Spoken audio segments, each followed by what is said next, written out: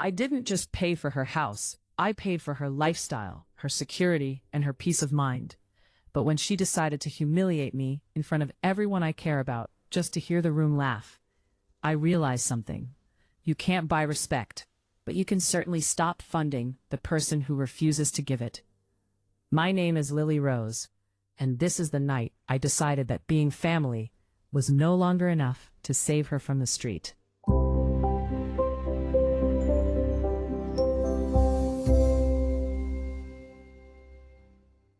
Money is a strange thing. When you have it, you become a ghost in your own life. People stop seeing you. They only see what you can provide. For years, I was the silent foundation under my cousin Sarah's life. While I spent my 20s working 16-hour days, building a firm from the ground up and skipping vacations, Sarah was finding herself. Sarah was the golden child of our extended family, charming, loud, and effortlessly social. I was the boring one, the one who liked spreadsheets and quiet evenings. When Sarah couldn't afford a down payment on her dream home 3 years ago, our grandmother cried. She begged me to help. "She's family, Lily. You have so much, and she has so little." So I did something most people would call insane. I didn't just lend her the money. I bought the house outright through my holding company. I told her she could live there, mortgage-free, as long as she covered the taxes and utilities. It was my way of ensuring she was safe. I never held it over her head. In fact, we rarely spoke about it. I wanted her to feel like it was her home, not my investment. But envy has a way of rotting a person from the inside out. The shift started small. At family brunches, Sarah would make little comments about my luck. She'd roll her eyes when I talked about a new project, whispering just loud enough for others to hear about how some people just have things handed to them. I ignored it. I figured she was just frustrated with her own career. Then came the dinner party. It was a Friday night, hosted by a mutual friend, Mark. There were 12 of us around a massive, polished mahogany table. Successful professionals, old college friends, and people I genuinely respected. I arrived late, straight from the office, still in my blazer, feeling the exhaustion in my bones. Sarah was already there, 3 glasses of wine deep, holding court at the center of the table. The moment I walked in, the energy shifted. She greeted me with a smirk. "Oh look, the CEO has graced us with her presence," she announced to the room. "Careful, everyone. Don't mention money or hard work. We might get billed for her time." The room chuckled nervously. I felt that familiar heat in my chest, but I just smiled, took off my coat, and looked for a place to sit. There was one empty chair right next to her. It was a heavy, ornate dining chair. As I moved to sit down, as I was literally in the process of lowering myself, Sarah didn't just nudge me. She planted her foot against the base of my chair and shoved it back with a violent, purposeful force. I didn't just stumble. I hit the floor, hard. The sound of my body hitting the hardwood was followed by a deafening silence. My palms stung, and my skirt was hiked up in a way that felt incredibly exposed. I looked up, expecting horror on her face. Instead, Sarah was leaning back, laughing, a loud, hysterical sound that filled the room. "Oops," she gasped between laughs. "I guess even the high and mighty Lily Rose has to fall eventually. You look so serious. I just thought you needed to ground yourself." A few people laughed, the kind of laugh people do when they are too uncomfortable to react properly, but most just stared. I sat there on the floor for 3 seconds, but it felt like 3 hours. In those 3 seconds, I didn't feel sadness. I felt a cold, sharp clarity. I realized that while I was providing the roof over her head, she was looking for every opportunity to pull the rug out from under my feet. I stood up slowly. I didn't brush off my skirt. I didn't cry. I looked Sarah dead in the eyes. She was still smiling, waiting for me to make a scene so she could call me dramatic or sensitive. "You're right, Sarah," I said, my voice steady and terrifyingly calm. "I do need to ground myself. In fact, I think it's time we all got back to reality." I didn't stay for dinner. I walked out of that house, got into my car, and called my attorney. It was 9 p.m. on a Friday. He picked up on the second ring. "Lily, everything okay?" "The property on Willow Creek," I said, referring to Sarah's house. "The occupancy agreement. I want it terminated, effective immediately. Send the notice of eviction by courier tomorrow morning." There was a pause on the line. Lily, that's your cousin. Are you sure? I've never been more sure of anything in my life, I replied. She wants to see me on the floor? Fine. Let's see how she likes living without a floor of her own. The silence in my apartment that night was heavy. I sat by the window, watching the city lights, waiting for the regret to kick in. Usually, I'm the peacemaker. I'm the one who swallows the insult to keep the Thanksgiving dinner from turning into a war zone. But as I looked at the bruise already forming on my hip from the fall, the regret never came, only a cold, calculated sense of peace. At 8 a.m. on Saturday, my phone began to vibrate. It didn't stop for 3 hours. First, it was the flying monkeys, the family members Sarah had already run to. My Aunt Martha was the first to break through. Lily Rose, have you lost your mind? Her voice screeched through the speaker. Sarah just called me in hysterics. A courier showed up at her door with a legal notice over a little joke at a dinner party. You're being cruel, Lily. You have millions. She has nothing. Give her back her home. It's not her home, Aunt Martha, I said, my voice sounding like ice. It's a property I own, and she didn't just play a joke. She assaulted me in front of my peers. If a stranger had done that, I'd have called the police. Since she's family, I'm simply ending my charity. I hung up before she could respond. Then came the text from Sarah. At first, they were mocking. Really? A legal notice? You're so pathetic. Everyone at the dinner thinks you're a psycho. Then an hour later the tone shifted. The reality of the paperwork, the notice to quit, must have finally sunk in. Lily, come on. I was drunk. I didn't mean to push you that hard. Let's talk about this like adults. Don't do this. I didn't reply. I went to the gym. I worked out until my muscles burned, reclaiming the strength I felt I'd lost on that dining room floor. When I returned, Sarah was sitting on my doorway. She wasn't the confident, mocking woman from the night before. Her mascara was smudged, and she looked small, but I knew better now. I saw the weapon she used, her perceived weakness. Lily, please, she sobbed as I approached. Where am I supposed to go? I can't afford a rental in this city. You know my job barely covers my credit card debt. You're going to make me homeless over a chair. It wasn't over a chair, Sarah, I said, reaching for my keys. It was over the fact that you hate me. You hate that I'm successful, and you hate that you depend on me. You thought you could humiliate me to feel powerful, while I was literally keeping the rain off your head. That's not a joke. That's a character flaw I can no longer afford to subsidize. I'll apologize, she yelled. I'll go back to Mark's house and tell everyone I was wrong. I stopped and looked at her. The fact that you think an apology fixes 3 years of hidden resentment is the problem. You didn't just push me off a chair, Sarah. You pushed me out of your life. I suggest you start packing today. I walked inside and closed the door. My heart was racing. But for the first time in years, I felt like the CEO of my own life, not just my company. But Sarah wasn't going to go quietly. She knew the one person who could still break me, our grandmother. And she was already dialing the number. The one call I dreaded finally came on Sunday afternoon. My grandmother, the woman who practically raised me, phoned with a voice that sounded fragile, too fragile. Lily Rose, she whispered, and I could hear the rhythmic ticking of the clock in her living room. I've heard such terrible things. They tell me you're putting your sister cousin on the street. Tell me it's a lie. Tell me my granddaughter hasn't let money turn her heart into a stone. This was the trap. Sarah knew that while I could stand up to aunts, uncles, and peers, I had a weakness for the woman who tucked me in when I was 6 years old. Grandma, I started, feeling the lump in my throat. Sarah didn't tell you the whole story. She went out of her way to embarrass me. She's been bitter for a long time, and I can't keep supporting someone who wishes for my failure. She's young and foolish, Lily. Grandma's voice grew sharper. But she's blood. Blood doesn't sign eviction papers. If you do this, you aren't just hurting Sarah. You're breaking this family apart. Do you want to be the reason I spend my final years watching my girls go to war? The guilt hit me like a physical weight. For a moment, I almost buckled. I almost picked up the phone to call my lawyer and tell him to shred the documents. But then, I looked down at my phone screen. A notification had popped up. It was a private group chat from the friends at the dinner party. Someone had leaked a recording Sarah had posted to her close friend's story on Instagram that morning.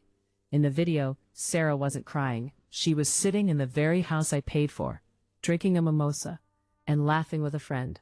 She's totally bluffing, Sarah said in the video, her voice dripping with contempt. Lily is a pushover. She's obsessed with looking like the good girl for grandma.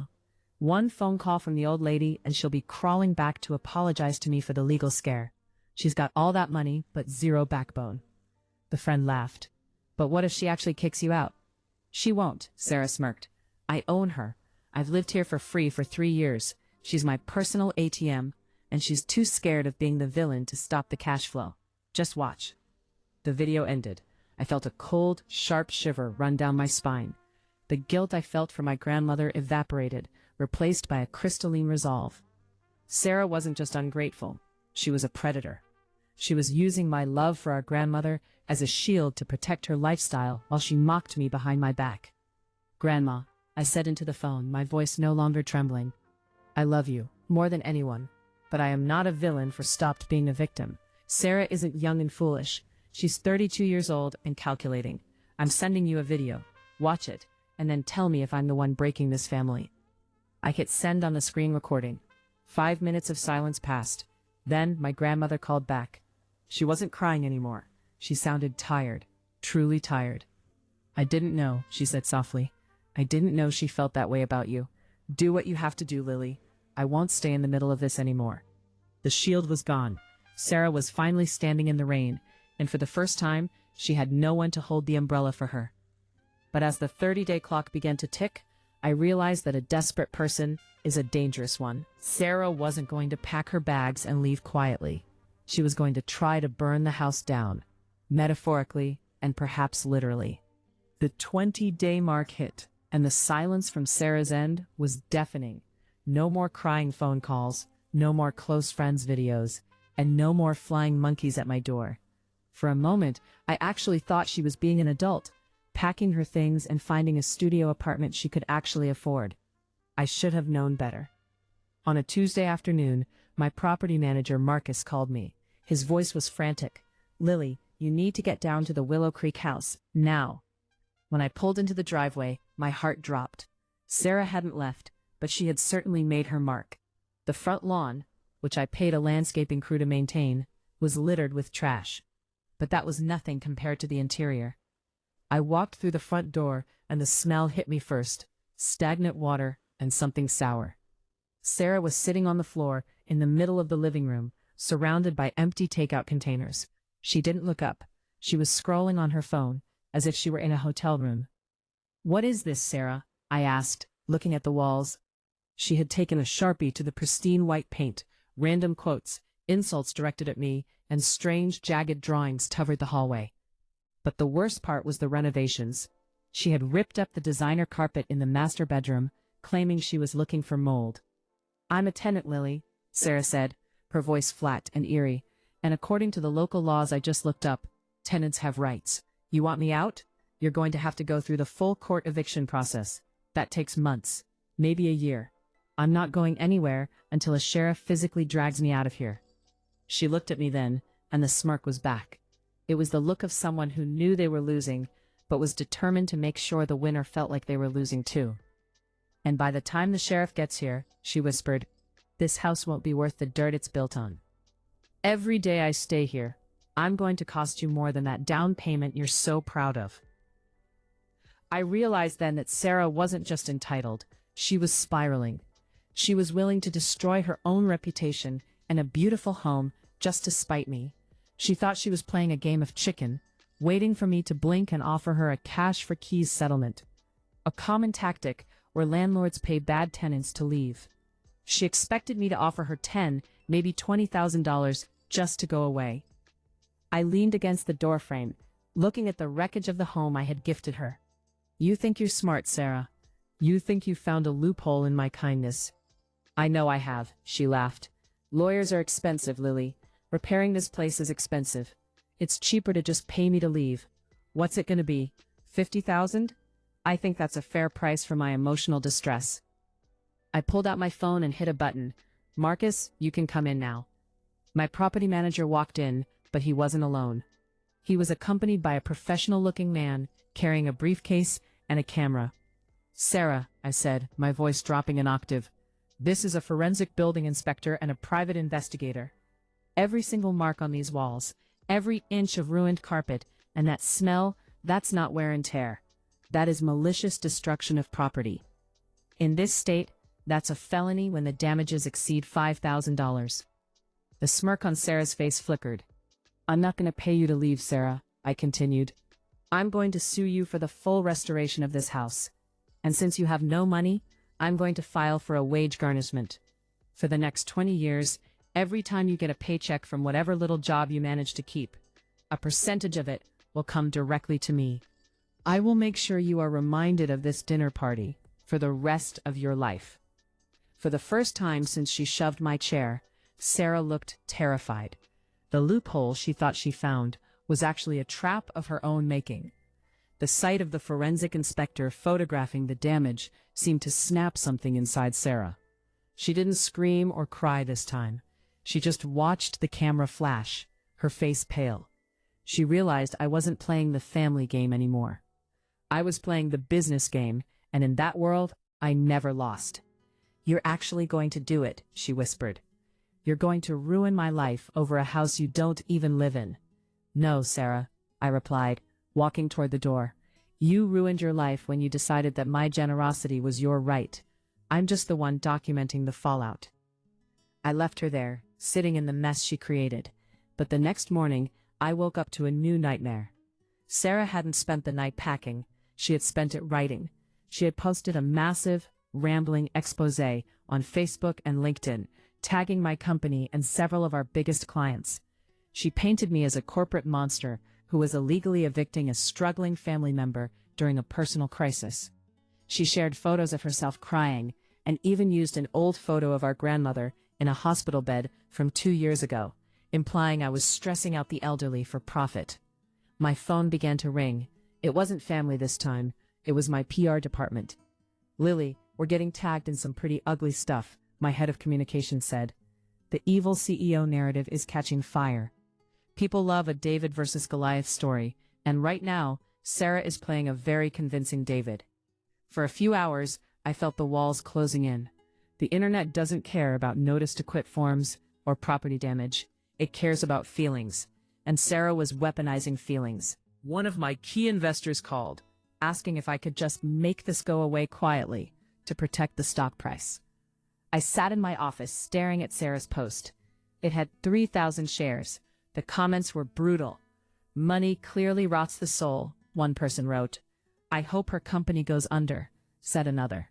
I could have played defense. I could have issued a dry corporate statement. But then I remembered the dinner party. I remembered the sound of the chair sliding across the floor and the sound of Sarah's laughter. I didn't call my PR team back.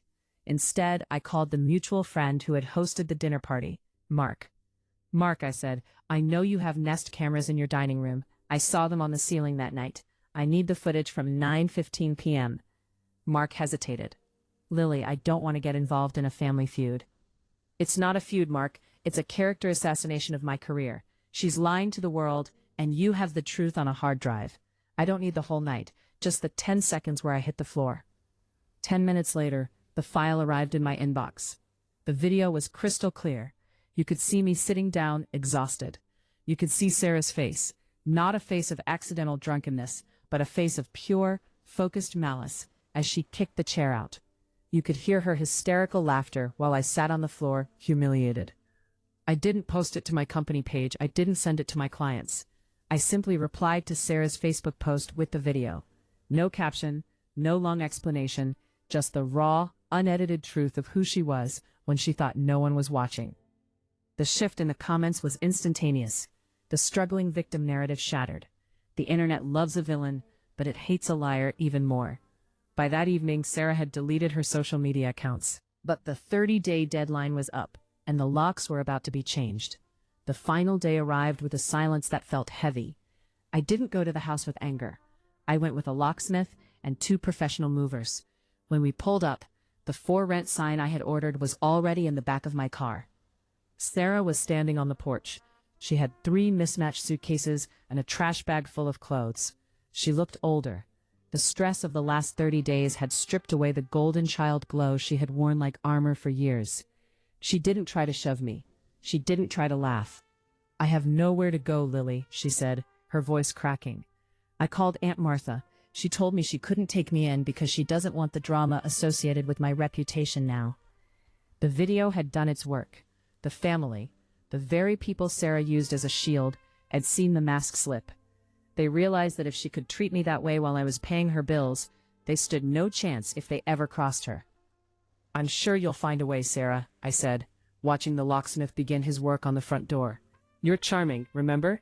You're the social one. I'm just the boring one with the spreadsheets. You're really doing this, she whispered, looking at her suitcases. You're really choosing money and a house over your own cousin. I stopped and looked at her, truly looked at her for the last time. No, Sarah. I'm choosing myself. For years I thought I had to carry you to be a good person. But a good person doesn't fund their own abuse. I'm not choosing money. I'm choosing a life where no one kicks the chair out from under me while I'm trying to rest. I handed her an envelope. She opened it quickly, probably hoping for a check. It was a bill for the professional cleaning and repairs of the property, totaling $14,000. My lawyer will be in touch about a payment plan, I said. And don't bother hiding. I know exactly where you'll be, trying to find the next person to exploit. But it won't be me. I walked into the house. The movers began clearing the trash she had left behind. Within 4 hours, the smell of sour air was replaced by the scent of lemon polish and fresh starts. I sat down in the middle of the empty living room, on a folding chair I had brought myself. It wasn't ornate or expensive, but it was mine. And for the first time in my life, I knew it wasn't going anywhere. I'm Lily Rose, and I learned the hard way that blood might be thicker than water. But it's not thicker than a legal contract. And it's certainly not worth your dignity. Where are you all watching or listening to this story from? Let me know your city and the time in the comments. Do you think Lily was too harsh by suing her cousin for damages, or did Sarah deserve everything that's coming to her? If you enjoyed this story of justice and boundaries, make sure to subscribe to Lily Calm Stories for more.